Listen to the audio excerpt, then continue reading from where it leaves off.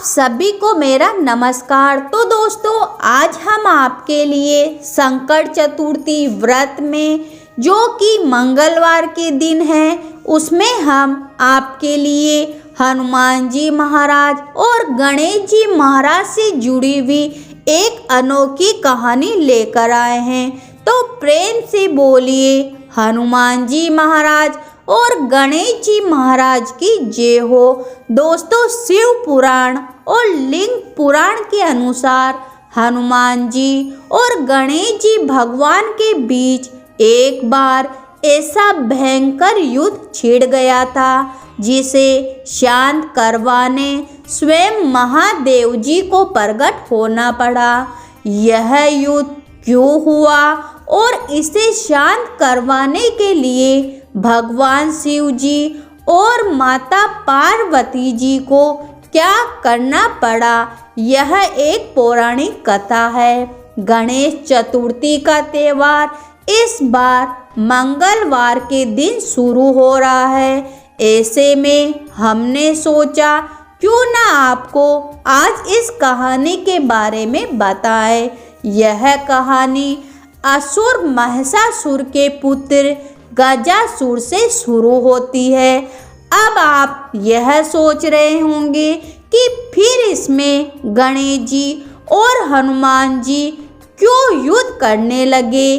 तो आइए पुराणों के बारे में पन्नों को पलटकर देखते हैं। पुराणों के अनुसार गजासुर नाम का एक असुर था, जो महिषासुर का पुत्र था। ये तो सब जानते हैं कि माता दुर्गा ने महिषासुर का वध किया था, लेकिन यह बात शायद आप नहीं जानते हैं कि जब महिषासुर का वध हुआ तब उसकी पत्नी गर्भवती थी और उनके गर्भ से गजासुर नाम का असुर ने जन्म लिया। गजासुर जब बड़ा हुआ तब उसने अपनी माता से पिता की मृत्यु के बारे में पूछा। गजासुर की माता ने बताया कि माता दुर्गा, जो पार्वती का ही एक रूप है, उन्होंने महिषासुर का वध कर तुम्हें अनाथ बनाया था। माता की ये बात सुनते ही गजासुर इस तरह क्रोधित हुआ कि उसने गुस्से में प्रतिज्ञा ले डाली कि जिस तरह से उन्होंने मुझे अनाथ बनाया है, उसी तरह से वो भी उनके पुत्र गणेश जी का वध कर उन्हें इस दुख का एहसास करवाएंगे। गजासुर ने कई युगों तक ब्रह्मदेव की तपस्या की। अमरता का वरदान पाने के लिए ब्रह्मदेव को प्रसन्न किया, लेकिन जब ब्रह्मा जी ने उसे ये वरदान देने से मना कर दिया, तब उसने कहा कि आप मुझे वरदान दे कि मेरा वध केवल उसी के हाथ से हो जिसने काम को जीत लिया हो। ब्रह्मा जी ने उसे यह वरदान दे दिया और अंतर्धान हो गए। गजासुर ने वरदान पाने के बाद सृष्टि पर उत्पात मचाना शुरू कर दिया। गजासुर यह जानता था कि गणेश जी को मारना इतना आसान नहीं है। उसने इस बारे में सोचा और एक दिन राम भक्त का स्वांग रच महाबली हनुमान जी की तपस्या शुरू कर दी। जब महाबली ने देखा कि उन्हीं के समान एक राम भक्त उनकी तपस्या कर रहा है, तो उन्होंने गजासुर को दर्शन दिए। गजासुर ने उन्हें वरदान का वचन लेकर कहा कि शिव पुत्र गणेश श्री राम जी की सदैव अवहेलना करता है। मैं चाहता हूँ कि आप उससे युद्ध कर उसे मृत्यु दंड दीजिए। वचनबद्ध हनुमान जी और गणेश जी महाराज के युद्ध करने चल पड़े।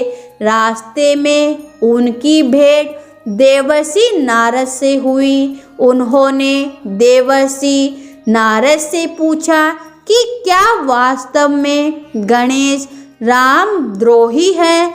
देवर्षि नारद स्वयं चाहते थे कि गजासुर का विनाश शीघ्र ही हो। यदि सोचकर उन्होंने झूठ तो नहीं बोला, पर बात बदलकर कहा कि गणेश जी तो सदैव शिव भक्ति में लीन रहते हैं। श्री राम का स्मरण करते तो मैंने उन्हें कभी नहीं सुना।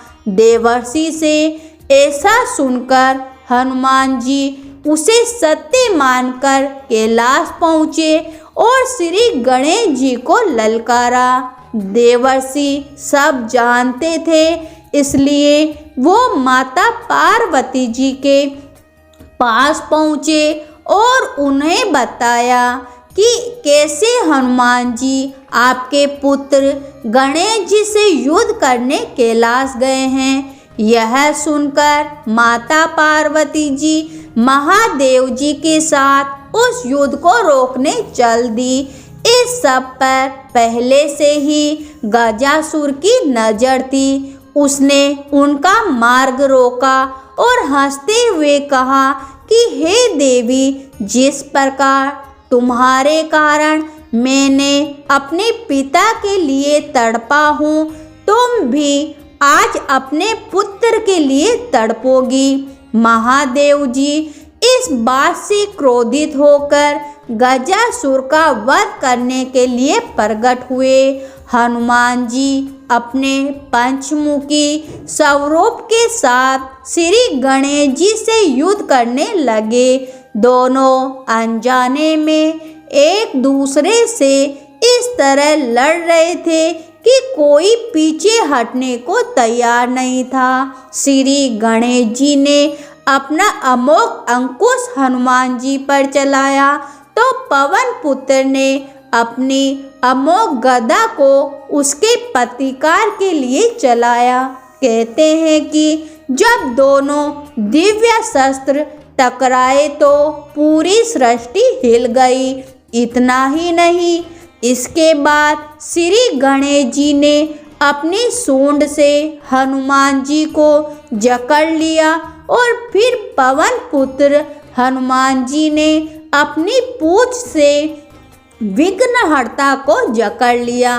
अब दोनों इस अवस्था में आ चुके कि कोई ना तो लड़ पा रहा था, न ही एक दूसरे से छूट पा रहा था।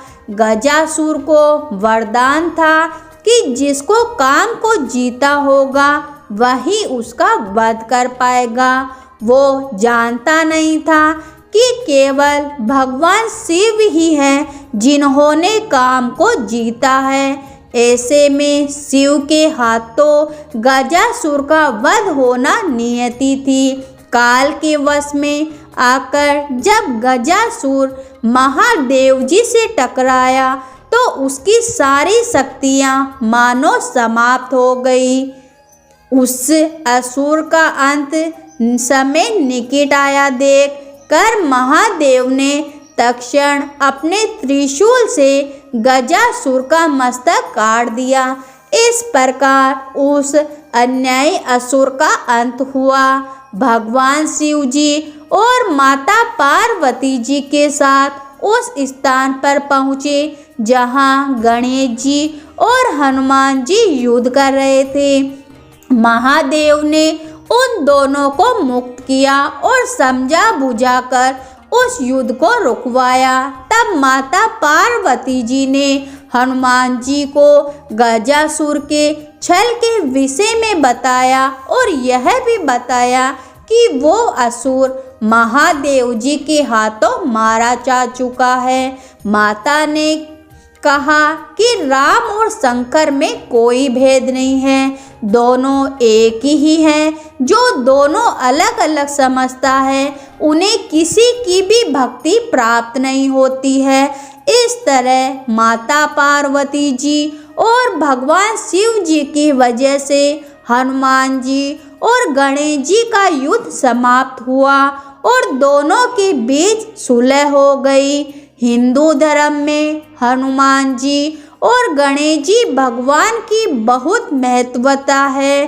तो इस प्रकार भगवान शिव जी और माता पार्वती जी के बीच हनुमान जी और गणेश जी महाराज की सुलह हुई। तो दोस्तों, आज की यह कहानी आपको कैसी लगी, आप हमें कमेंट बॉक्स में बताइए और भगवान शिव जी और माता पार्वती जी की जय लिखना मत भूलिए।